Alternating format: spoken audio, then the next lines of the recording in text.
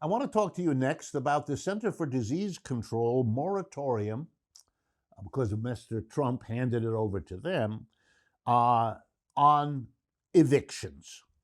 How interesting. A landlord cannot, at least until December 31st of this year, evict you if you're not paying rent. But if you read the fine print, which I'm about to summarize for you, you'll discover that this is extraordinarily harsh, what is being done. Here we go. The landlord who cannot evict you for not paying your rent has been specifically entitled in the legislation, in the order, to be free to evict you for other infractions. If your landlord finds out that there's something else you're doing that he can make a claim about, he can in fact evict you. And so we're all relying on landlords who would like to evict you because you're not paying your rent, coming up in a creative way with some other reason to evict you. And if he does, he's free to proceed. During the time between now and the end of the year, the landlord can also raise the rent. So what you owe at the end in December 31st will be all of the rents you haven't paid, because they're not forgiven. They're just postponed by this law, by this rule. And they may be more than the rents you didn't pay, because the landlord is free to raise the rents while you don't pay them. If this sounds strange, oh, you're right, it is.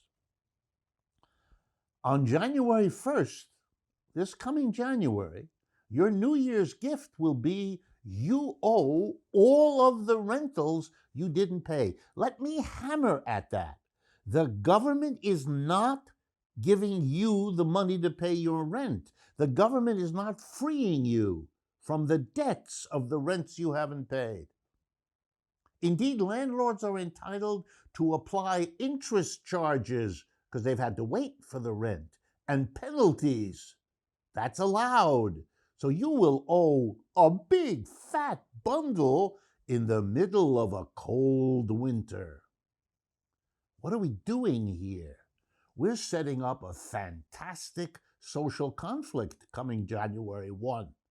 On the one hand, millions of people facing an eviction they cannot forestall because they can't pay 6 months of rent, plus raises, plus interest, plus penalties, versus the landlords. What are we going to have? Battles in the streets between the landlords who want to get the money paid and the tenants who can't? Is that what this system is producing for us? If you follow the logic of this law, that's what we're looking at. The election will be behind us, maybe, but we'll be stuck with an unspeakable social conflict. Last point. The government gave the airlines, about a dozen of them in this country, 25 to 30 billions of dollars at the beginning of this pandemic. It wasn't a loan. It was a gift to help them get through.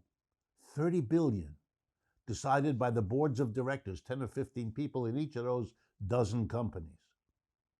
We're not giving the tenants of this country a gift the way we gave the big companies. We're giving them a loan that can get bigger and that can be charged interest. What a radically different way of helping the mass of people, tenants, versus helping the big airline companies. And I could have given you other examples. This is not a gift. The company's got a gift. The renter, he and she got a loan.